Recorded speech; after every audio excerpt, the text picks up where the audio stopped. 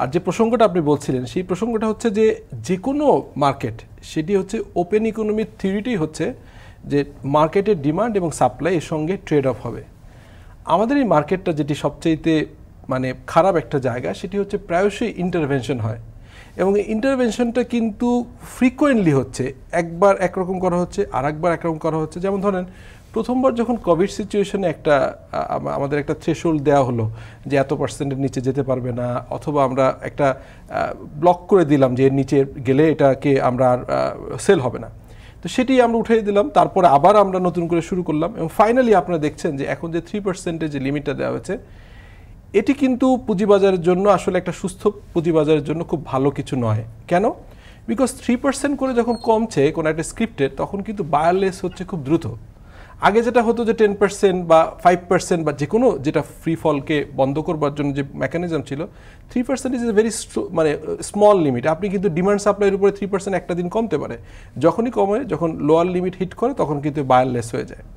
তো সেই জায়গায় আপনি যেটা বলছেন আসলেই হচ্ছে যে এই পরিমাণ যদি ধরেন, আমি একটু সহজ করার জন্য 10% যদি আমার সীমা থাকতো কমার, সেক্ষেত্রে এই 30% কমলেও মানুষ ওই পরিমাণ ভয়টা পেত না। জি, সেটাই আপনি বলতে চাচ্ছেন। একদমই একদমই একদমই।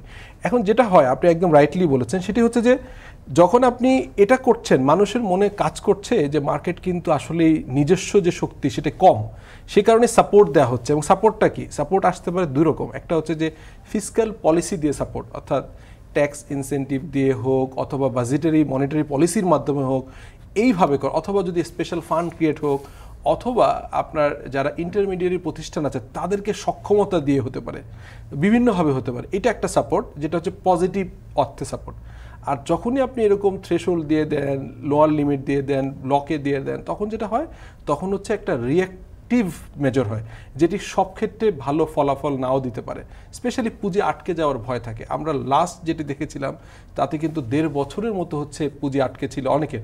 এখন যারা মার্জিন লোন নিয়ে এই ধরনের ব্যবসাগুলো করে থাকেন তাদের স্ক্রিপ্টগুলো যদি 1.5 বছর বায়ারলেস থাকে অথবা যদি ফ্লোরে পড়ে থাকে, সেই ফ্লোর থেকে না ওঠা পর্যন্ত কিন্তু তার ফাইন্যান্সিয়াল খরচ চলতে থাকে। এবং এসব ক্ষেত্রে কি হয়, যখন ফ্লোরে আটকে যায়, এর নিচে একটা নির্দিষ্ট বলে যে 10% নিচে বা 5% নিচে ব্লকে ট্রেড হয়। এবং ব্লকে ট্রেডের ক্ষেত্রেও তো ধরেন এক ধরনের সীমা থাকে, মানে এটা কি 5 লাখ বা এরকম রয়েছে যে এর নিচে করা যায় না। তার ফলে ধরেন যার 4 লাখ টাকা 3 লাখ টাকা আটকে থাকে কোনো একটা স্ক্রিপ্টে, সে তো আর বেরোতে পারে না। এবং সেই ব্লকে যেটা হয়, যারা বড় ডিপ পকেটেড পারসন, যারা ইনভেস্টর, তারা গেইন হয়। কারণ ব্লকে যখন আপনি দেখেন, আমরা যখন ফ্লোর ছেড়ে দেওয়া হলো, অনেকগুলো স্ক্রিপ্ট কিন্তু আপনার ধরেন লেটস সে 30 লেভেলে যেটা আটকে ছিল, এটা কিন্তু 50 ক্রস করেছে। সো যারা কন্টিনিউয়াসলি এইটাকে হচ্ছে যে আপনার 10% বা 5% নিচে যে কিনেছেন, এগুলোর একটা কিন্তু প্রফিট তারা গেইন করতে পেরেছেন। আবার যেটা হয়, আমাদের মার্কেটের সবচেয়ে যেটা সমস্যা, যেহেতু আমাদের অ্যাওয়ারনেস কম, আমাদের ফাইন্যান্সিয়াল লিটারেসি কম, আমরা অনেক বেশি গুজব নির্ভর, আমরা অনেক বেশি আপনার কারোর কথা শুনে করি, নিজেরা বোঝার চেষ্টা করি না। ফলে মার্কেটের ফর্মাল ইন্টারমিডিয়ারি এখনও কার্যকর না হলেও ইনফর্মাল যারা একটু ডিপ পকেটেড এবং যারা মার্কেটকে ম্যানিপুলেট করতে চায়, তারা কিন্তু খুব দ্রুতই এই সব মেকানিজমটা ইউজ করে। দেখুন, আপনি টানা 60 দিনে প্রায় 1400 পয়েন্ট ইন্ডেক্সে কমেছে। এটা খুবই মানে হতাশাজনক যে কন্টিনিউয়াসলি। এবং অনেক পোর্টফোলিও যারা হচ্ছে মার্জিন লোন নিয়ে কাজ করেছে তাদের কিন্তু ইকুইটি নেগেটিভ হয়ে গেছে।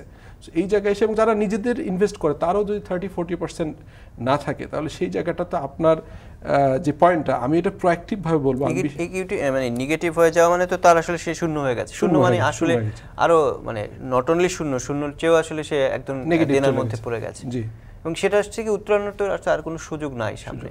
এবং সেক্ষেত্রে আসলে মার্জিন লোনের এই যে বিষয়টা বারবার বলছি, এটার কি মানে অনেক ক্ষেত্রে বলা হচ্ছিল বেশ কিছুদিন ধরে যে এটা সংস্কার করা দরকার, এই নীতিদের পরিবর্তন আনা দরকার। আসলে কি হলে আসলে এটা কি আসলে কোনোভাবে সম্ভব কিনা? দেখুন, মার্জিন লোনটা এবারের সময়টা খুব একটা ইম্পর্টেন্ট, বাট লাস্ট যে 2010-এর ডিবাকল, এর পিছনে কিন্তু যদি 5টা ব্রডার ওয়েতে আপনি বড় যদি কারণ বলেন, মার্জিন লোন একটা কারণ। 1:1 ছিল, মানে আপনি 1 টাকা থাকলে আরও 1 টাকা পাবেন। আরেকবার ছিল 1:2, 1:2.5, 1:2.5, 1:3 পর্যন্ত ছিল। অর্থাৎ আপনি 100 টাকা দিলে 300 টাকার 1 লাখ টাকা দিলে 3 লাখ টাকা। এখন যদি ওইটার ফ্রি ফল হতে থাকে, ওটা যদি ধরেন কমে যায় এবং একটা পর্যায়ে ফোর্স সেল হয়, যেটি আমাদের এখান থেকে মার্কেটে হয়, এই ফোর্স সেল হলে কিন্তু ওই ইন্টারেস্ট কাভার করে, এবং ইন্টারেস্ট খুব হাই রেট, এটা তো খুব লো রেট না। কারণ ইন্টারমিডিয়েট প্রতিষ্ঠানগুলো কিন্তু এখন কিছু কিছু 4% 5% ফান্ড পেয়েছে, বাট যদি ব্যাংকের সাবসিডি হয়, ব্যাংকের কস্ট যেহেতু বেড়ে গেছে, অতএব আপনার রেটও বেশি। সো এই প্রফিটে আপনার যদি ব্লক হয়ে থাকে, আবারও যদি 1.5 বছরের ভয়, যারা margin loan, specially margin loan কিছু কিছু জায়গায় আরও এখানে উল্টা হচ্ছে। কেন? যখনই আপনি মার্জিন লোন নিয়ে কাজ করছেন এবং 3% আটকে যাচ্ছেন, তখন প্যানিক কাজ করছে যদি এটা আবার 6 মাস আটকে যায়, তাহলে তো আমার এর উপরে ইন্টারেস্ট হবে, যে কারণে সে 3% থেকে অল্পতে বের হয়ে যাওয়ার চেষ্টা করছে। তার মানে সে বের হয়ে যাওয়ার যে টেন্ডেন্সিটা, এটা তো আসলে শেষ পর্যন্ত আমাদের ধরেন শেয়ার মার্কেটকে এক ধরনের নেতিবাচক দিকে ফেলছে, যে সবাই যে বের হতে যাচ্ছে, এইটা তো তৈরি হচ্ছে টানা দরপতনের ফলেই আসলে। এবং সেটার ক্ষেত্রে এই যে বারবার যে নীতি পরিবর্তন, এটা কি কোনো ধরনের প্রভাব রয়েছে কিনা? অবশ্যই আছে আমার মনে হয়। কারণ আপনি একটা জিনিস খেয়াল করেন যে এইবারে যে নতুন পুনর্গঠিত হলো Bangladesh security exchange commission board, আমরা আশা করি এখনও, আমরা কিন্তু যে কথাগুলো বলছি কারেন্ট সিনারিও অ্যানালাইসিস করছি, বাট আমি মনে করি যে এই যে নীতির পরিবর্তনের কারণে ইম্প্যাক্ট পড়ে। কারণ যখনই হচ্ছে যে একটা অংশ ছাড়া হলো, তারপরে আরও একটা অংশ ছাড়া হলো, প্রথম কিছুদিন কিন্তু ভালো, 2-4 দিন একটা ভালো রিফ্লেকশন দিয়েছিল। তো প্রথম যে লটে আপনার ফ্লোর উঠানো হলো, ওটা 2-3 দিনের রিয়াকশন দেখে কিন্তু আরও বেশ কিছু আনা হলো। বাট আমার মনে হয় যে একটু যদি সময় নেওয়া যেত, হয়তো কিছুটা কাজ হতো। এটা হতে পারে, না হতে পারে। আর প্রথম কথা হচ্ছে যে আপনার এই ধরনের যখন ফ্লোর দেওয়া হয়, এটি কিন্তু একটা, আমার মনে হয় যে মার্কেটের জন্য ইটসেলফ একটা নেগেটিভ বার্তা বহন করে। কিন্তু আপনি একটা জিনিস খেয়াল করবেন যে এই যে ধরেন 500 কোটি বা 550 কোটি 550 কোটি টাকা ট্রেড হচ্ছে, এখন এখানে যারা মার্জিন লোন নিয়েছে, স্মল ইনভেস্টররা আছেন, যাদের হচ্ছে যে ডিসপোজেবল ইনকাম নেই, তারা হয়তো লোন করে, পার্সোনাল লোন করে, অথবা কিছু একটা ছোট অ্যামাউন্ট ইনভেস্ট করেছেন, তারা যখন প্যানিক করে বেরোয় যাচ্ছে, নিশ্চয়ই কেউ না কেউ কিনছেন। এটা আমি প্রশ্ন করতে চাচ্ছিলাম যে আমরা যখন শেয়ার বিক্রি করছি, বা এই যে মানে পড়ে যাচ্ছে টানা, কিন্তু অনেক শেয়ার বিক্রি করছে, কিন্তু কেউ না কেউ তো এই শেয়ারটা কিনছে। আসলে কারা কিনছে? এখানে আসলে ওই যে বললাম, যারা আমার ব্যক্তিগত মতামত বা আমার ব্যক্তিগত অ্যানালাইসিস, যারা যখন ওই যে ফ্লোরের নিচে যারা কিনে রেখেছিল, ফ্লোরে আটকে রাখা শেয়ারগুলো, তারা ইনভেস্ট করেছে দীর্ঘ 1-1.5 বছর যাবত, এবং তারপরে মার্কেট যখন একটু কিছুদিন গেইন দিয়েছে, স্ক্রিপ্ট ওয়াইজ দিয়েছে, সবসময় যে ইন্ডেক্স পজিটিভ তা না, ইন্ডেক্স নেগেটিভের ভিতরেও কিছু স্মল ক্যাপিটাল, কিছু জাং শেয়ারের কিন্তু ডিমান্ড ক্রিয়েট হয়, যাদের কিনে মার্কেট ম্যানিপুলেট করা যায়। তো যারা হচ্ছে যে ওই সময় এগুলোকে ধরে রেখে একটা প্রফিট রিয়ালাইজ করেছে, ওনারা আবার ওয়েট করেন যে কখন আবার পড়ে। তো এই ওয়েট করে যখন, তখন কিন্তু মার্কেটে নতুন করে ক্যাশ ইনজেক্ট হয় না, রেদার তারা হচ্ছে সাইডলাইনে যায়, হয়তো টাকা বের করেন না কিন্তু ইনভেস্ট করে না, তারা ওয়েট করতে থাকেন কখন এটা হয়। এবং আমার ব্যক্তিগত ধারণা, এবং অনেকেই অনেক বিশ্লেষণে আসছে যে এগুলো আবার যখন একটা ডিফারেন্ট রিউমার চলে আসে, ডিফারেন্ট একটা সিনারিও চলে আসে, দেখবেন এভরি 15 মান্থে এই মার্কেটের জন্য নেগেটিভ কিছু না কিছু হচ্ছে। যেমন আপনি দেখবেন যে গেইন ট্যাক্স আরোপ করা হবে, এইটা কিন্তু একটা প্যানিকের কারণ। তারপর হচ্ছে যে রিজার্ভের যে হচ্ছে যে খুবই নিম্ন রিজার্ভ নেমে গেছে, এটি একটা কারণ। আপনি ডলারের ক্রাইসিস, এটি একটি কারণ। আবার মাঝে তো দেখলেন যে হচ্ছে যে মিডল ইস্টে স্পেশালি আপনার ইসরায়েল এবং ইরানের যে একটু অস্থিরতা। কিন্তু এইসব গুজবের আসলে কোনো মানে উদ্দেশ্যমূলকভাবেই আসলে কি ছড়ানো হচ্ছে, নাকি আসলে এটা আসলে বাস্তবতা? কারণ কথায় উঠেছে আসলে গেইন ট্যাক্স কমবে, আর যদি গেইন ট্যাক্সটা আরোপ করা হয়, সত্যিকার অর্থেই হয় বাজেটে এরকম বিষয়টা থাকে, তাহলে আসলে কি ধরনের প্রভাব পড়তে পারে? দেখুন, এখানে এটা তো আসলে কোনো লুজার কিছু নেই, আপনি গেইন করলেই না গেইন ট্যাক্স দিবেন। এখন কোশ্চেন হচ্ছে যে আপনি স্টক মার্কেটে যে কথাটা আবারও রিপিট করি, যখন আপনি যদি সেল না করেন, ধরেন আপনার শেয়ার 100 টাকার থেকে 80 টাকা আসছে, আপনি সেল করছেন না, তো সবাই যদি সেল বন্ধ করে, তাহলে কিন্তু অটোমেটিকলি কিছু নতুন বায়ার আসলে ওটা বাড়বে। যখনই আপনি একটা প্রতিনিয়তই একটা টেন্ডেন্সি থাকে যে আমি দেখছি যে প্রচুর সেলার আছে, তো আমি আসলে তো দামটা স্বাভাবিকভাবেই আমার বাড়বে। যখন আপনি মনে করছেন যে আপনার এটুকুও পুঁজি থাকবে না, এই প্যানিকটা ক্রিয়েট করেন যারা, তাদের ট্রাপে আমরা সাধারণ শেয়ার হোল্ডাররা, মানে সাধারণ পুঁজিবাজারে যে ইনভেস্টর যারা, তাদের একটা এইসব ক্ষেত্রে দেখা গেছে যে যদি চিন্তা করা হয় যে গত একটা সপ্তাহের হিসাব বলছে আজকে গণমাধ্যমের খবরে, যে একটি প্রতিবেদন দেখছিলাম একটি সংবাদপত্রে, তারা 2000-এর বেশি বিনিয়োগকারী তাদের পুরো শেয়ার বিক্রি করে দিয়েছেন এই এক সপ্তাহে। এবং সেটা চলতি বছরের হিসাব যদি দেওয়া হয়, প্রথম থেকে যদি আমরা এই প্রায় 5 মাসে 80,000-এর মতো বিনিয়োগকারী বলা হচ্ছে তাদের মানে পুরো বিনিয়োগ তারা ছেড়ে দিয়েছেন, মানে তার সব টাকাই তারা সেল করে দিয়েছে, সব মানে শেয়ার সেল করে দিয়েছেন। মানে এইটা মানে শেয়ার বাজারের জন্য আপনি কিভাবে দেখছেন এই খবরটাকে, বা এই ধরনের অ্যালার্মিং কোনো বার্তা দেয় কিনা আমাদের জন্য? অবশ্যই দেয়। আপনি দেখেন, যখন মার্কেট তো দীর্ঘ প্রায় এক যুগ ধরে একটা খুব ভালো জায়গায় নাই, শুধুমাত্র কোভিডের পরে যখন নতুন কমিশন, আগের কমিশন আসলেন এবং সেইখান থেকে কিছুটা একটু ইউটার্ন করার চেষ্টা করেছে, কিছুটা র্যালিও আমরা দেখেছি। Apart from this last 12 years, 2010-14 years, এই সময় কিন্তু আসলে মার্কেটের ইন্ডেক্স বাড়ে নেই। ওই অর্থে ইন্ডেক্স বাড়ে নেই কেন, নতুন স্ক্রিপ্ট আসছে, আপনি বোনাস শেয়ার ইস্যু করেছেন, এগুলোকে নেট করে যদি মার্কেট ক্যাপিটালাইজেশন হিসাব করেন তাহলে কিন্তু ইন্ডেক্সের যাওয়ার কথা ছিল 10,000-এর উপরে, সেখানে ওই সময় কিন্তু 8-9 হাজার ইন্ডেক্স, সেখানে এখন 5,000। So after adjustment of the bonus share, নতুন আইপিও, রিপিট আইপিও, এই রাইট শেয়ার, এগুলোর মাধ্যমে করলে আক্ষরিক অর্থে আমাদের কিন্তু খুবই একটা পুয়ার জায়গা আমরা চলে আসছি। তো সেই জায়গায় এসে আপনি যদি এই ইন্ডেক্সের এই অবস্থা দেখেন তাহলে কিন্তু আপনি যেটা হবে সেটি হচ্ছে যে আরও ফ্রাস্ট্রেশন কাজ করবে, এবং ইন্ডেক্স দেখে আমরা প্যানিক হই, কিন্তু আলটিমেটলি কিন্তু ইন্ডিভিজুয়াল স্ক্রিপ্টের সাথে সরাসরি সবসময় ইন্ডেক্স, এটা অনেকেই বলেন, অনেক সময় বলেন বিশ্লেষকরা বলার চেষ্টা করেন যে আমাদের টোটাল শেয়ার বাজার ইন্ডেক্স সবসময় আসলে একটা ইন্ডিভিজুয়াল বা ভালো শেয়ারে বিশেষ করে মানে দামের ক্ষেত্রে খুব একটা প্রভাব ফেলার কথা না, কিন্তু তারপরেও তো আমরা দেখছি যে এর মানে সেই জায়গাটা, সেই সমীকরণ তো আসলে আমরা মানি না বা মানার চেষ্টা করি না।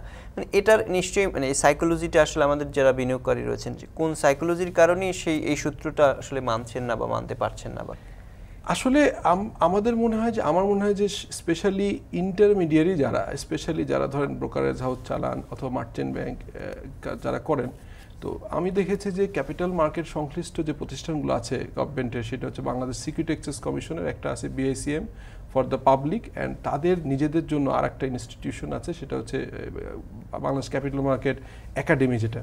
তো এই জায়গা থেকে কিন্তু আমরা দেখি যে ইনভেস্টর অ্যাওয়ারনেসের বিভিন্ন প্রোগ্রাম আসে। বাট স্টিল আমার মনে হয় যে এই জায়গাটাতে আপনার প্রোগ্রামে হয়তো একবার বলেছিলাম যে এই যে আপনি বললেন যে কমে যাচ্ছে আপনার হচ্ছে ভিউ অ্যাকাউন্ট, যে কোশ্চেনটা আসছিল, সেটি কেন কমে যাচ্ছে? বিকজ আপনি একসময় যখন মার্কেট র্যালি হচ্ছিল 2008, 9, 10 সালে, সেই সময় দেখা গেলো যে হঠাৎ করেই সবাই আইপিওর কারণে হতে পারে, তখন আইপিওর এরকম ইয়ে ছিল না, লটারি হতো এখনকার মতো ওই প্রোরাটা বেসিসে পেতো না, এটি হতে পারে। সেইখান থেকে বেশ কিছু বিও অ্যাকাউন্ট আমরা বন্ধ দেখেছি, কারণ বিও অ্যাকাউন্ট থাকা মানেই হচ্ছে যে আপনি এই যে টিন কন্টিনিউ করার একটা বিষয় আছে, যে আপনি যদি মানে কোনো ক্রেডিট কার্ড নেন অথবা বিও অ্যাকাউন্ট করেন, তখন আপনাকে টিন ক্রিয়েট করতে হয়, আপনার মিনিমাম ট্যাক্সে যদি নাও আসেন। তো সেই কারণে কিন্তু অনেকেই হয়তো মনে করছে যে আমি যদি বিও অ্যাকাউন্ট ক্লোজ করি তাহলে 3 বছর ধরে আমি নীল রিটার্ন দেখে টিন বন্ধ করে দিব। কারণ মানুষের যেটা হয় কি, যখন আপনি প্যানিক ক্রিয়েট হয়, যখন আপনি হতাশ হয়ে যান, তখন মনে করে যে না, এখানে একবার গিয়েছি, একবার আমি খুব খারাপ করেছি এবং একটা ব্যাড এক্সপিরিয়েন্স থেকে যায়, তখন ওয়ার্ড অফ মাউথ কিন্তু প্যানিক ক্রিয়েট হয়। ধরুন যারা এই যে আপনি বললেন যে 2,000 বা টোটাল 80,000, এটা সংখ্যা অনেক বেশি, কারণ একসময় আমরা গল্প শুনতাম যে 50-55 লাখ বিও অ্যাকাউন্ট, এখন ইফেক্টিভলি আমার ধারণা যে 20 লাখের কাছাকাছি আরও কমে যাবে। তার মানে ultimately over the 14 years 50% BO account বন্ধ হয়েছে। তার মানে কি যে এইখানে আপনার, তার মানে কি ইকোনমি রিফ্লেক্ট করছে না, ইকোনমিতে প্রফিট হচ্ছে না, মাইক্রো ইকোনমিক ইন্ডিকেশন ভালো দিচ্ছেন না। বাংলাদেশের ধরেন যে পরিমাণ অনলাইন ব্যবসা বেড়েছে, যে পরিমাণ মানুষের পারচেজিং পাওয়ার বেড়েছে, আপনার মুদ্রাস্ফীতির কারণে, ডলারের ফ্ল্যাকচুয়েশনের কারণে সব কিছুর দাম বেড়েছে, কিন্তু কনজামশন কি কমছে? নো।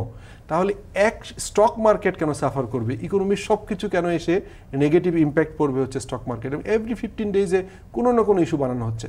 আমার কেন জানি মনে হয় যারা এই মার্কেট নিয়ে খেলতে চায় তারা হয়তো 10, 15, 20 দিনের একটা প্রফিট নেয়, প্রফিটটা আবার রিয়েলাইজ করার পর তারা একটা ইস্যু ক্রিয়েট করার চেষ্টা করে, মার্কেটটা মানে হয়তো পড়ে গেলে সুবিধা হয়, এরকম একটা বিবেচনা। আমরা আরো আলাপ আলোচনা করতে চাই আপনার সঙ্গে। একটা ছোট বিরতি নিয়ে আসছে একটা দর্শক, ছোট্ট একটা বিরতি নিচ্ছে, আমাদের সঙ্গে থাকুন।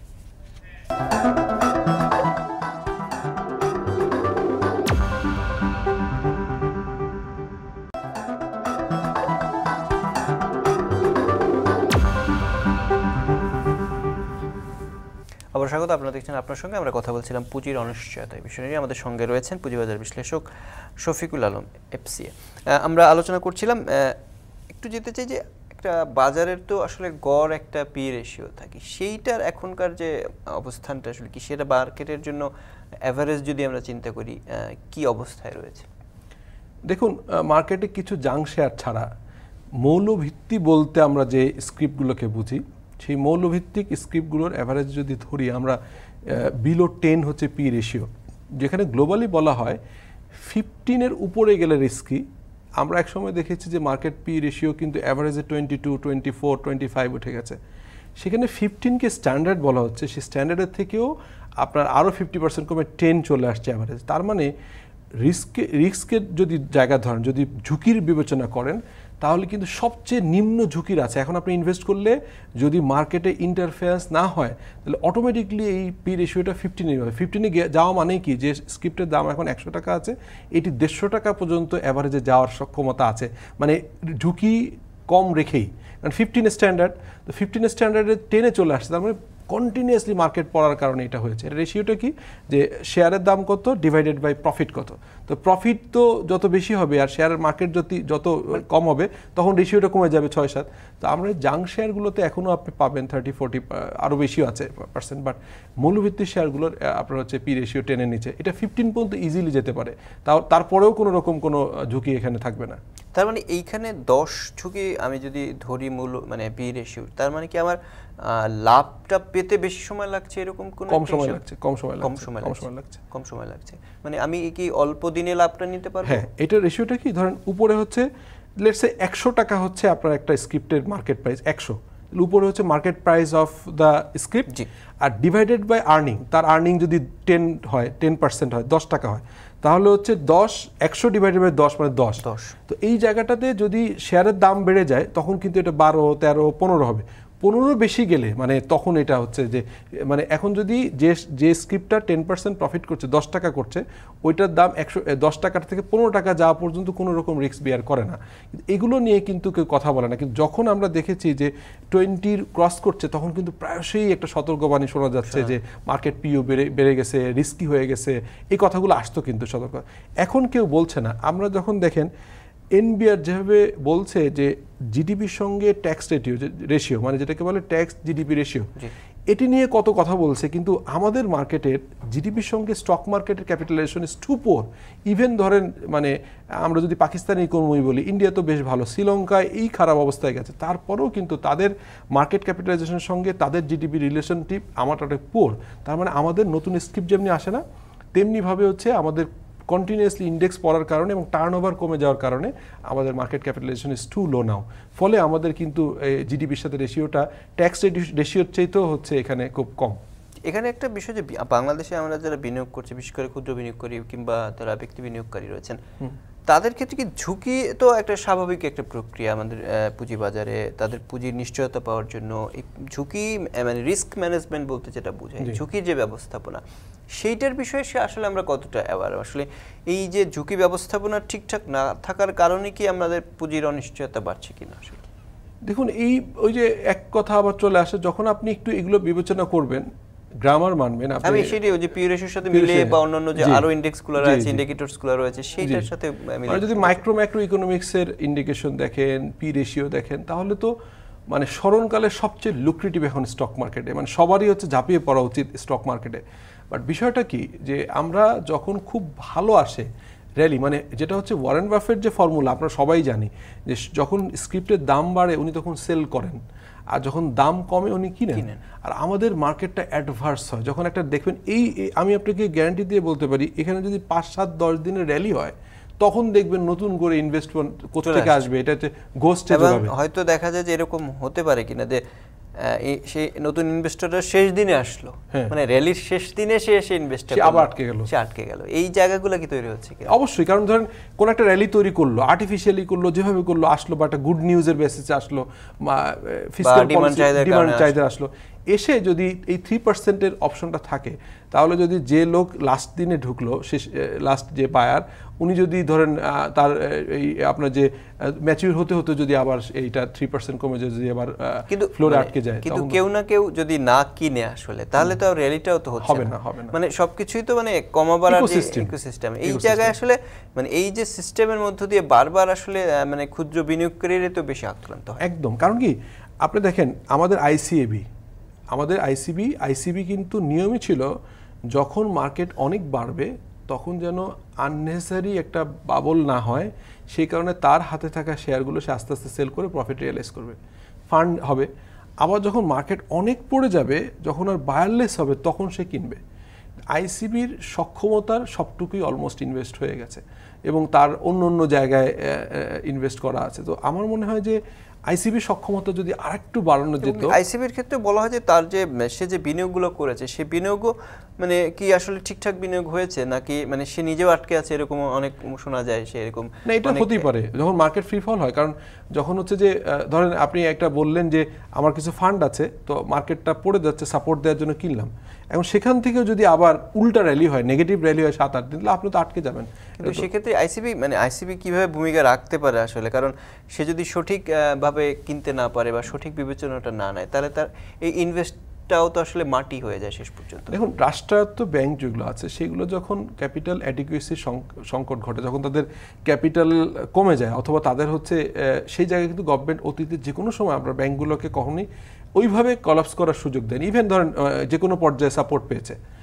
তো পুঁজিবাজারকে টু সাম এক্সটেন্ট আমরা হয়তো ইকোনমির মেইন যে ইন্ডিকেটর বা মেইন চালিকা শক্তি হিসেবে বিবেচনা না করবার কারণে অনেক ক্ষেত্রেই দেখা যায় যে ওই যে আইসিবিকে সহ, তারপর ওই যে মাঝে একটা দেখলাম যে আমার হচ্ছে যে ডিভিডেন্ড স্ট্যাবিলাইজেশন ফান্ড, এইগুলোর নামে গভর্নমেন্টও চাইলে, ইভেন ধরেন এই যে আমরা প্রায়শই বলি যে মেগা ইনফ্রাস্ট্রাকচারগুলো যদি স্টক মার্কেটে এসে ছাড়তো, তাহলে কিন্তু এই জায়গাটা কিন্তু ইন্টারেস্টিং হতো, কারণ এটা তো রেভিনিউ আসছে। আমার তো মানে কোশ্চেন হচ্ছে if you are very sure যেটা আপনি হচ্ছে যে প্রায়, তখন কি মানুষের আগ্রহ। এবং দেখেন যখন আমরা বড় বড় তিতাস গ্যাস যখন এসছে, গ্রামীণ ফোন যখন আসছে, তখন কিন্তু একটা বিরাট একটা বৈপ্লবিক পরিবর্তন আসছে স্টক মার্কেটে। তাহলে আমাদের দেশে এখনও অ্যাটলিস্ট 40-50টা মাল্টিন্যাশনাল কোম্পানি আছে যাদের হচ্ছে যদি কোনোভাবে ফিসক্যাল পলিসি সাপোর্ট দিয়ে হোক, যে কোনোভাবে হোক, যদি স্টক মার্কেটে আনা যেত, তাহলে যেটা হতো সেটি হচ্ছে যে কিন্তু এই যে বড় কোম্পানিগুলো আমরা সবসময় দেখছি যে এক ধরনের অনিয়া থাকে আমাদের শেয়ার বাজারে লিস্টেড হওয়ার ক্ষেত্রে। যদিও আমরা জানি যে লিস্টেড কোম্পানির ক্ষেত্রে কর্পোরেট ট্যাক্সের এক ধরনের ছাড় আছে, সেই সব বিবেচনা মানে সুযোগ থাকার পরও আসলে কেন তারা আসলে এই ধরনের অনীহা তাদের মধ্যে রয়েছে? দেখুন, আমাদের এখানে পলিসিগতভাবে এখানে মনে হয় কিছু আছে, কারণ আমাদের প্রতিবেশী দেশ ইন্ডিয়াতে কোনো এমএনসি ওদের লোকাল মার্কেটে শেয়ার আপলোড না করে, আইপিওর মাধ্যমে না এসে অথবা লিস্টিং না করে কিন্তু মার্কেটে থাকতে পারছে না। আমাদের দেশে এমন এমন ব্যাংক আছে যারা বাংলাদেশের ইনকর্পোরেট না, লিয়াজ অফিস অথবা ব্রাঞ্চ করে কিন্তু চালাচ্ছে। একটা ব্যাংক যখন এখানে ইনকর্পোরেট হচ্ছে তখন কিন্তু অনেক ক্যাপিটাল ইনজেক্ট করতে হচ্ছে। ব্রাঞ্চ এবং লিয়াজ অফিস করলে কিন্তু তার ফাউন্ডেশনটা উইক, যে কোনো সময় ক্লোজ করা অনেক ইজি। সিমিলারলি ধরেন মাল্টিন্যাশনাল কোম্পানিগুলো বাংলাদেশে যারা কাজ করে, বাংলাদেশের ইকোনমি সবসময় ভালো, সো এখান থেকে প্রফিট জেনারেট করছে, কিন্তু যখনই যখন ইকুইটি মার্কেটে আসবে, যখন ক্যাপিটাল মার্কেটে আসবে, তখন কিন্তু তাদের লং টার্ম এই মার্কেটে থাকার একটা ইস্যু থাকবে। তো সেই জায়গায় ধরেন লোকাল কোম্পানিগুলো, ছোট কোম্পানিগুলো কর্পোরেট গভর্নেন্স কম থাকার কারণে তাদের হয়তো মানে এইখানে এই কমপ্লায়েন্স মেনটেন করার কস্টের কারণে না আসতে পারে। এমএনসিগুলো তো অলরেডি তারা compliant company, big audit farm দিয়ে অডিট করাচ্ছে, তারা সব কমপ্লায়েন্ট, লার্জ মানে ট্যাক্স পেয়ার ইউনিটে এলটিওতে কাজ করছে। তাদের না আসার খুব যৌক্তিক কারণ আমার কাছে আমি বুঝতে পারি না। ডেফিনেটলি এই জায়গাগুলো মনে হয় এখনও সুযোগ আছে যে যদি এক বছরে 3টা বা 4টা ভালো ইউনিলিভারকে যদি আনেন আপনি লেটসে, তাহলে মার্কেটে একটা হিউজ ভালো ইম্প্যাক্ট থাকতে পারে। এই জিনিসগুলো আমার মনে হয় দেখার সময় এখন আসছে। এবং সেক্ষেত্রে তো মানে এখন আপনার দেশেরও ধরেন অনেক বড় বড় প্রতিষ্ঠান রয়েছে, তাদেরও তো এই জায়গায় নিয়ে আসলে এটা আনলে আসলে কি মানে আমাদের যে এখন পড়ছে বা এই যে মেকানিজম, সেক্ষেত্রে এগুলো উত্তরে শেয়ার বাজারে কি প্রভাব পড়তে পারে আসলে? আপনি যেটা বলেছেন, দেখেন এখানে এক চিকেন ডিলেমা আসে। আপনি মার্কেটে বাংলাদেশের টপ বিজনেস করা খুব বেশি স্ক্রিপ্ট নাই, যারা টপ বিজনেস করে ভলিউম ওয়াইজ, বড় বড় লার্জ গ্রুপ অফ কোম্পানিজ। আর এমএনসিগুলো লার্জ গ্রুপ অফ কোম্পানিজ মনে করতে পারে যে আমি স্টক মার্কেটে আসলে আমার ওয়াচডগ বেড়ে যাবে, আমাকে বিভিন্ন জায়গায় আমাদের হচ্ছে রিপোর্টিং করতে হবে। এখন ধরেন এনবিআর অথবা আরজেসি বা এই জায়গাগুলোই করলে চলে, তখন তো Bangladesh security exchange commission, Dhaka stock exchange, FRC, এই সব জায়গাগুলো আরও বেশি রেগুলেটেড হবে।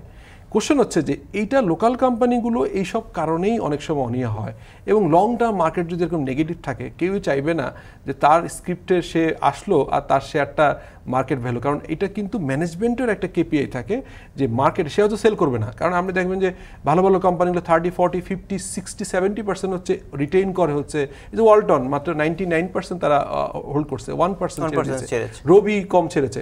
কোশ্চেন হচ্ছে কেন ছেড়েছে, বিকজ তারা এটাকে ওনারশিপ নিচ্ছে। তো আমার মনে হয় যে 10% অফলোড করেও যদি এমএনসিগুলো আসে তাহলে মেজর শেয়ার তাদের কাছে থাকবে এবং তারা চাইবে না তাদের ক্যাপিটাল লুজ করবার জন্য, কারণ তারা তো মার্কেটে যখন আপনার লিস্টেড হবে তখন চাইবেই যে পারফরমেন্সটাকে ভালো বাড়ানোর জন্য এবং তাদের হচ্ছে যে ওভারঅল অপারেশনাল এক্সেলেন্সি আরও বাড়ানোর জন্য।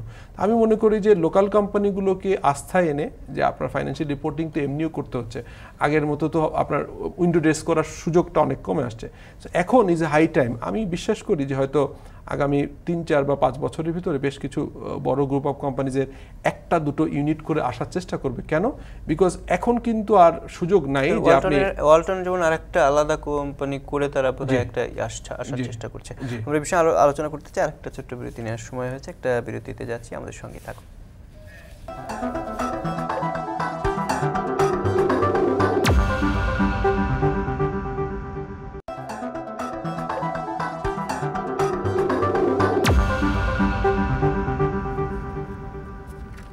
আবার স্বাগত, আপনারা দেখছেন আপনার সঙ্গে। আমরা কথা বলছিলাম পুঁজির অনিশ্চয়তা, এই বিষয় নিয়ে আমাদের সঙ্গে রয়েছেন শফিকুল আলম এফসিএ। আমরা একটা বিষয়ে যদি জানতে চাই যে বাংলাদেশে মানে পুঁজিবাজার তো পুঁজি উত্তোলনের একটা জায়গা, সেই জায়গায় এই পুঁজিবাজারের উপর ভরসা না করে আমরা দেখছি যে বড় বড় কোম্পানি বা বিভিন্ন প্রতিষ্ঠান ব্যাংকের উপর বেশ অতি নির্ভরতা আসলে আমাদের এই পুঁজিবাজারের এই সংকটের কারণ কিনা। একই সাথে আমরা দেখছি সেই ব্যাংক খাতের উপর নির্ভর করতে গিয়ে আবার অনেক ধরনের আমাদের খেলাপি ঋণ বেড়ে যাচ্ছে দিনের পর দিন। এই যে সংকটটা আসলে এইটার মানে আপনি কিভাবে দেখছেন এর সাথে পুঁজিবাজারের সম্পর্কের ক্ষেত্রে? দেখুন, সারা পৃথিবীতে যদি আপনার পুঁজির সরবরাহ আসে সেখান থেকে bank is the tertiary level, সবচেয়ে শেষে। কারণ এইসব জায়গায় দেখবেন ডিগ্রোথ, অর্থাৎ জাপানে যদি আপনি ব্যাংকে টাকা রাখেন তাহলে আপনাকে হয়তো কোনো প্রফিট দিতেই পারবেন না। কেন? বিকজ ওখান থেকে ইন্ডাস্ট্রিয়াল লোন হয়ই না। ইনফ্যাক্ট আপনি যদি লোকাল গ্রুপ অফ কোম্পানিজ বলেন, অনলি লিজিংয়ের জন্য কিছু ক্যাপিটাল মেশিন ছাড়া ওয়ার্কিং ক্যাপিটাল অথবা প্রজেক্টের নতুন একটা প্রজেক্ট ফাইন্যান্স, এটি কিন্তু খুব একটা কাজ না। সারা পৃথিবীর ব্যাংকগুলো কিন্তু মূলত হচ্ছে আপনার ডিপোজিট রাখা, ক্রেডিট কার্ড, এই ধরনের কাজগুলো জেনারেল ব্যাংকিং করে। বাট আমাদের দেশে যেটা হয়েছে যে যেহেতু একটা মনস্তত্ত্ব কাজ করে, স্পেশালি যারা হচ্ছে যে ব্যাংকের টাকাটা ঠিকমতো পরিশোধ করতে চায় না, এটার একটা যে হিস্ট্রি রয়ে গেছে, এটা একটা যে জায়গায় রয়ে গেছে, অনেকেই মনে করে থাকেন যে ব্যাংক থেকে পুঁজি পাওয়া সহজ এবং এই পুঁজি ফেরত না দিলেও খুব একটা কিছু সমস্যা হয় না, রিশিডিউলিং করার থেকে শুরু করে অনেক জায়গায়। কিন্তু stock market should be the main point. ধর আমার মনে হয় যে স্টক মানে 80% বা 85% আপনার ফান্ডিং হয় হচ্ছে ব্যাংকের মাধ্যমে।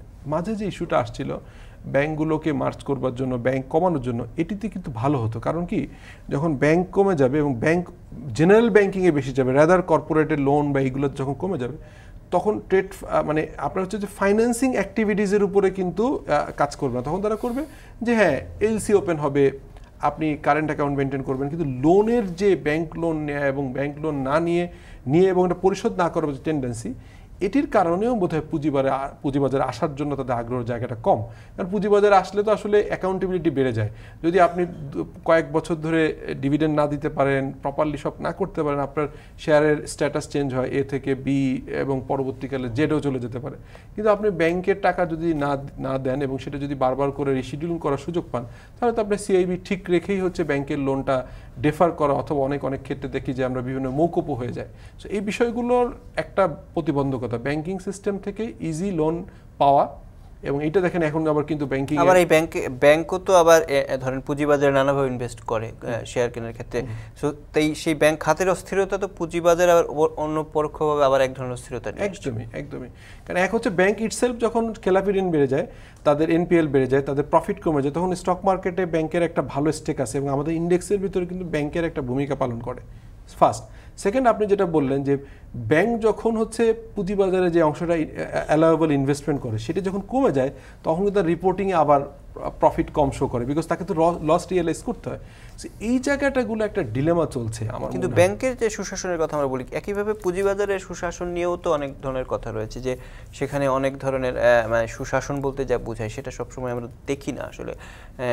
যে মানে নিয়মগুলো আরও কড়াকড়ি করার কথা সেক্ষেত্রে হয় না। আমরা পেইড আপ ক্যাপিটালের ক্ষেত্রে অনেক আস্তে আস্তে আস্তে যেগুলো লো পেইড ছিল সেটাকে বাড়ানোর অনেক সময় দিচ্ছে, বাড়তি সময় দিচ্ছে, এরকম অনেকগুলোর ক্ষেত্রেই তো আমরা সুশাসনের অভাবের কথা শুনি। এটি আপনি ঠিকই বলেছেন, সেটা হচ্ছে বাংলাদেশের কনটেক্সটে এটি কিন্তু সম্ভব যে রেগুলেটর যখন বলছে এটা টাইমের থ্রেশহোল্ড দিয়ে, টাইমের একটা বার দিয়ে, যে এই সময়ের ভিতরে আপনি মিনিমাম 30% থাকবেন, আপনি বোর্ড বসবেন।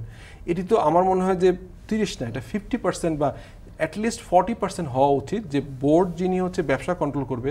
কত কত অদ্ভুত একটা ব্যাপার, আপনি কোম্পানি চালাচ্ছেন, you are the board of director, আপনার 10%-এর কম শেয়ার, 90% শেয়ার আছে হচ্ছে পাবলিকের কাছে, অলসো ডিসিশন মেকার আপনি। তো সেই জায়গাতে আপনার দরদ থাকবে না এই মার্কেট থেকে, এই মার্কেটের শেয়ার কোথায় যে কোম্পানিরও কি হলো না হলো সেটাও তো অনেক ক্ষেত্রে থাকে না, এবং সেটা যদি বিপদে পড়ে তাহলে আবার ঘুরে ফিরে বিপদটা কিন্তু আবার ওই 90% ঘাড়ে চলে যাচ্ছে। একদমই একদমই। এটা থেকে উত্তরণটা হচ্ছে না কোনো, আপনি ঘাটতিটা আসলে আমরা এখন দেখছি নতুন কমিশন আসছে, কমিশন এই জায়গায় কোনো আশাবাদের জায়গা রয়েছে কিনা? দেখুন, যে ব্যাংকিং আইনে একটা নতুন আইন আসছিল, সেটা হচ্ছে ডিপোজিটের ডিরেক্টর, অর্থাৎ আপনি যদি মানে যারা টপ ডিপোজিটার, যারা ইন্টারেস্টেড, তাদের একটা লিস্ট বাংলাদেশ ব্যাংকে জমা দিবেন, দেওয়ার পর ওখান থেকে আপনার ডিপোজিটের ডিরেক্টর হবে, যেমন ইন্ডিপেন্ডেন্ট ডিরেক্টর। আমাদের দেশে তো ওইভাবে ইন্ডিপেন্ডেন্ট ডিরেক্টর নামে মাত্র আছে, কারণ অর্গানাইজেশনগুলোর আত্মীয় স্বজন পরিচিত বিভিন্নভাবে তাদের সাথে একটা পরিচিত বা আছে, এবং তাদেরকে ওয়াচডগ হিসেবে বা ফ্ল্যাগ রেইজার হিসেবে কাজ করবে না।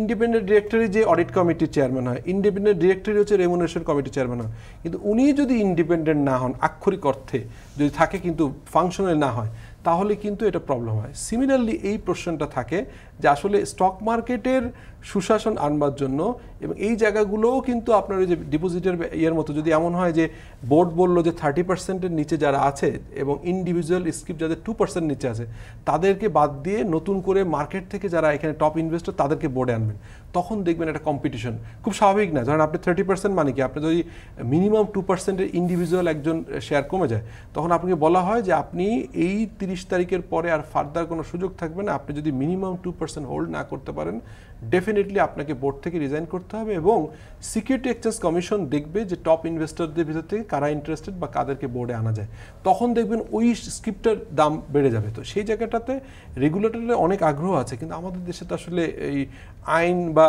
অ্যাক্ট কিন্তু প্রচুর আছে। প্রবলেমটা হচ্ছে এক্সিকিউশন লেভেলে যে অনেক জায়গায় বটলনেক হয়, বিভিন্ন রকম সুযোগ আমরা সন্ধান করি, বিভিন্ন সময় পলিসির ভিতর থেকেও কিছু সুযোগ বের করে ফেলি এবং সেই জায়গাগুলো কাজ করে। তো আপনি রাইটলি বলেছেন, আমার মনে হয় 30% না, আমার এটা একটা আপনাদের এই প্রোগ্রামের মধ্যে প্রপোজাল, এটি যদি 40% করা হয়, দেখবেন বেশ ভালো একটা ডিমান্ড ক্রিয়েট হতে পারে।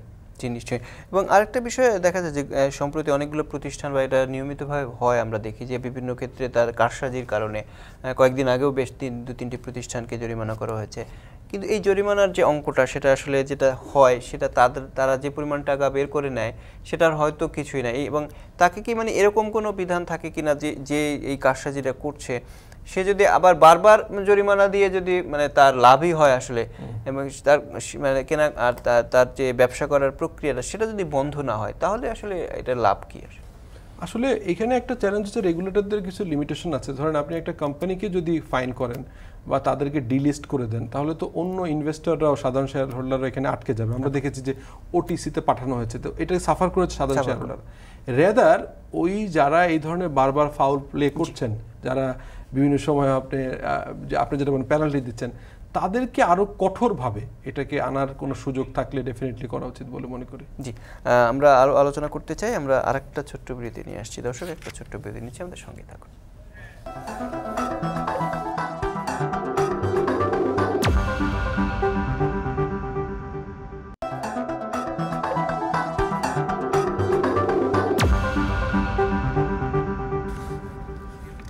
আবার স্বাগত। আপনারা দেখছেন আপনার সঙ্গে আমরা কথা বলছিলাম পুঁজির অনিশ্চয়তা বিষয় নিয়ে। আমাদের সঙ্গে রয়েছেন শফিকুল আলম এফসি।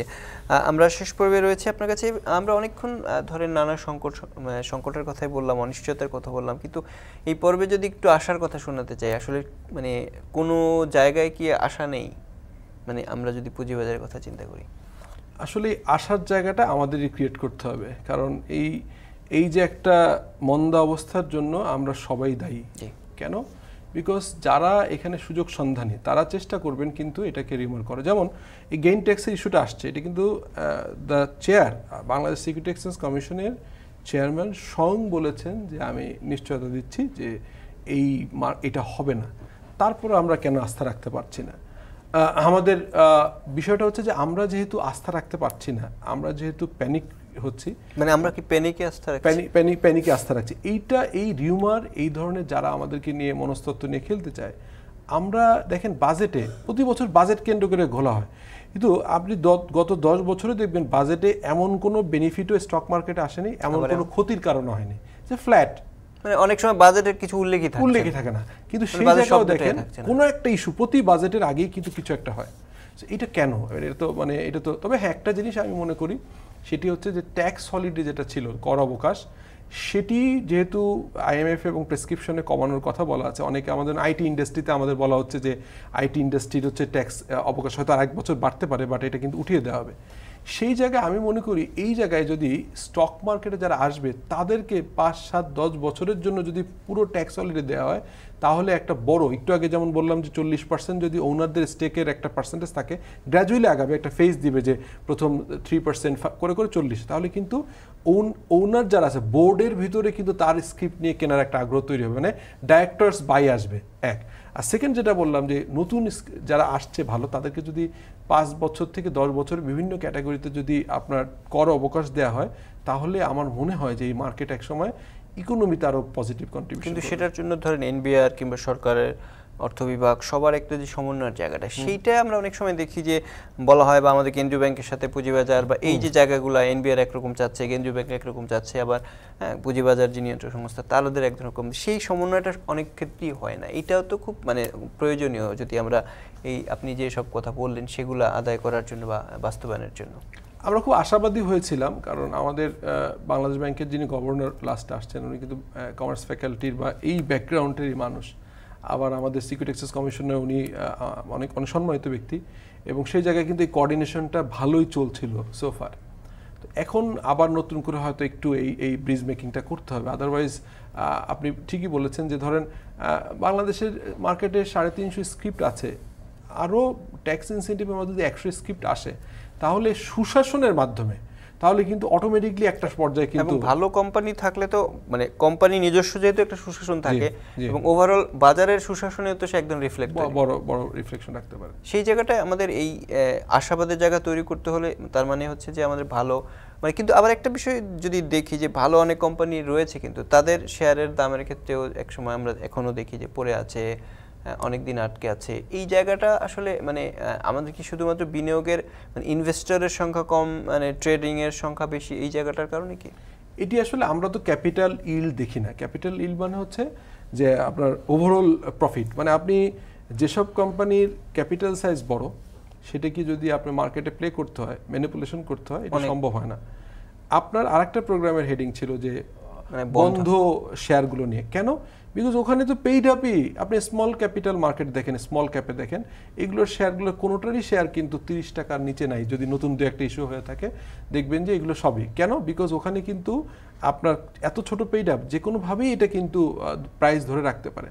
আপনি যেটা বললেন যে বড় কোম্পানি এবং যেটি হচ্ছে ব্যাংকগুলো, এটার যেহেতু মার্কেট মেক করা যায় না, খুব কঠিন, এই কারণে কিন্তু যখন মার্কেট পড়ে তখন কিন্তু উল্টা সিনারিও দেখা যায়, যেগুলো হচ্ছে ক্যাপিটাল অ্যাডিকুয়েসি কম আছে, যাদের হচ্ছে আপনার সুশাসন কম আছে। অনেক ব্যাংক দেখা যাচ্ছে যে ভালো পরিমাণ ডিভিডেন্ড দিচ্ছে কিন্তু বছর শেষে, সেটা তো বিনিয়োগের একটা ভালো জায়গা। অবশ্যই সেই জায়গাটা কি আমরা নিতে পারছি কিনা? অবশ্যই হ্যাঁ, সেই জায়গাটা তো আসলে মানে ব্যাংকগুলো যেহেতু আপনার পি রেশিও ব্যাংকের কারণে কিন্তু কম, ব্যাংকগুলোর পি রেশিও কম। মিউচুয়াল ফান্ড দেখেন, বাংলাদেশে মিউচুয়াল ফান্ডগুলো আপনার 10 টাকার মিউচুয়াল ফান্ড যদি 6-7 টাকায় থাকে, আর যদি কেউ হচ্ছে যে আপনার সিম্পল 10 টাকার উপরে যদি কেউ ডিভিডেন্ড ডিক্লেয়ার করে 15%, মানে 10 টাকার উপরে 1.5 টাকা, যখন আপনি কিনছেন 6 টাকা, তখন 6 টাকার কারণে কিন্তু হয়ে যাচ্ছে আপনার প্রায় 20-22%।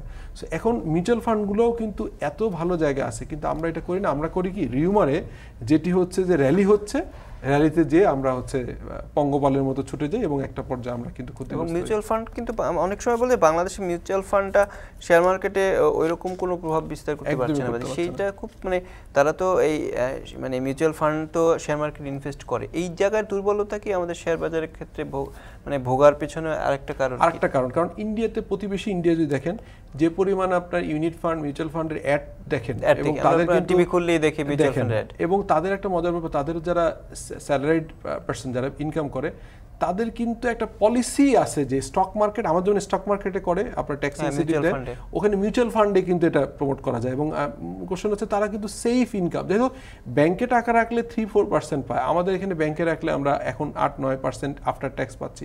সেখানে মিউচুয়াল ফান্ডের 6 টাকার শেয়ার 10 টাকারটাই আসছে, সেটা যদি আপনি 22% পান, এটা লুক্রেটিভ না হওয়ার কোনো কারণ নেই। এই জায়গাটাতেও আমার মনে হয় মিউচুয়াল ফান্ডে লুক্রেটিভ করবার জন্য মিউচুয়াল ফান্ড যারা ইস্যু করেছে, ইস্যুয়ার এবং রেগুলেটর এবং মার্কেট সংশ্লিষ্ট সবার একটা ভালো কাজ করা যেতে পারে এখানে। আমাদের সময় একদম শেষ, আপনার কাছে 1 মিনিটের মধ্যে জিজ্ঞেস করবো, সেটা হচ্ছে যে এই মুহূর্তে আমরা যদি বাজারের যে পজিশন রয়েছে, যে পড়তি অবস্থায় রয়েছে, হয়তো ঘুরে দাঁড়ানোর জায়গাও আছে, কয়েকটা জায়গায় রেজিস্ট্যান্স আছে একটু পরে বা কাছাকাছি, এই পজিশনে এসে মানে আসার জায়গা রয়েছে কিনা, বা বিনিয়োগকারীদের ভাবনা আসলে কি রাখা উচিত? অবশ্যই মানে আমার মনে হয় যে এর নিচে তো আর যেতে পারে না, এর চেয়ে তলানি আর হতে পারে না। যখন দেয়ালে পিঠ থেকে যায়, তখন কিন্তু মানুষ মানে সব কিছুই বাউন্স ব্যাক করে। আমি কেন জানি মনে হয় যে হয়তো মানে এই কোরবানি ঈদের পরে অথবা বাজেটের পরে এই সময়টায় একটু ইকোনমিক কন্ডিশন যদি ফার্দার কোনো যদি ইস্যু ক্রিয়েট করার চেষ্টা না করা হয়, মার্কেটটা একটা ভালো জায়গায় যাবে। এবং পি রেশিও যেহেতু আপনি 10-এর নিচে, এখানে তো ইনভেস্ট না করার কোনো কারণ আমি খুঁজে পাই না। তো আমি খুবই আশাবাদী যে মার্কেটটা ভালো হবে, আর তো মানে ঘুরে দাঁড়ানো ছাড়া আসলে উপায় নেই। জি, আমরাও সেটা চাই এবং সেই প্রত্যাশা রেখে আপনাকে আরেকবার ধন্যবাদ জানিয়ে আজকের মতো শেষ করতে চাই। দর্শক, আমরাও চাইবো সেই পুঁজি বাজারের যে পুঁজির অনিশ্চয়তা সেটা কেটে যাক এবং পুঁজি নিশ্চিতভাবেই মানুষ বিনিয়োগ করুক, সেটা রিটার্ন পাক, সেই প্রত্যাশা রাখছি। এবং তার জন্য যে মেকানিজম বা যে ধরনের নিয়ন্ত্রক সংস্থার যে ধরনের ভূমিকা দরকার, সেই ভূমিকাগুলো আরও জোরালোভাবে আসুক, সেই প্রত্যাশা রাখছি। দর্শক, ভালো থাকবেন।